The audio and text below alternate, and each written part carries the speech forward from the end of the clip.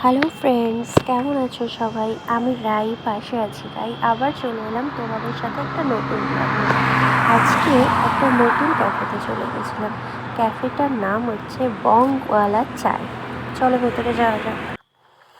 এটা হচ্ছে ক্যাফের ওপরের পোর্শন, মানে দুটো ফ্লোর করা আছে।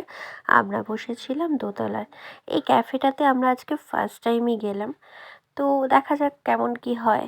তো ফার্স্টেই আমরা ক্যাফেতে গিয়ে অর্ডার করেছিলাম হচ্ছে ক্যাফেচিনো। ক্যাফেচিনোর মতো ঠিক না হলেও কফিটার কিন্তু খুব ভালো স্বাদ ছিল। আর যেখানে শীতকাল, আমি আর কফি হবে না এটা তো হতেই পারে না। আর তার সাথে নিয়েছিলাম চিকেন পকোড়া, তন্দুরি চিকেন পকোড়া। খেতে খুব একটা ভালো ছিল না, বাট চলে যাবে। তারপরে ওখান থেকে বেরিয়ে সামনেই একটা মেলা হচ্ছিল, ওখানে ঢুকে পড়েছিলাম। আর সামনেই ঝর্ণাটা আমার ভীষণ ভালো লেগেছিলো, তাই ভিডিও করে নিলাম। এবার বাড়ির দিকে রওনা দিচ্ছি। তো বাড়ি ফিরতেই তার আগেই রাস্তা থেকে একটুখানি মোমো কিনে নিয়েছিলাম, যাতে আজকে মোমো দিয়েই ডিনারটা কমপ্লিট করতে পারি। চলো তোমরা আমার সাথে বাড়ি এসো, বাড়ি গিয়ে দেখাচ্ছি আমি মেলা থেকে কী কিনলাম। এই যে আমার ঝুলি।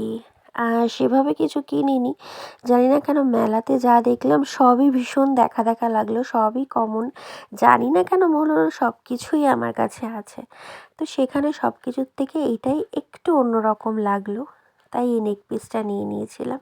একটা কৃষ্ণের মাসি, এটাই একটু ভালো লাগলো, আর এটা ওনারও ভীষণ পছন্দ ছিল, বেসিক্যালি সেই জন্যই নিয়েছিলাম। আর তার সাথে নিয়েছিলাম এই পায়েলটা। সিলভারই সবসময় পরি, বাট এই মাল্টি কালারের পায়েলটা তার ভীষণ পছন্দ হয়েছিল।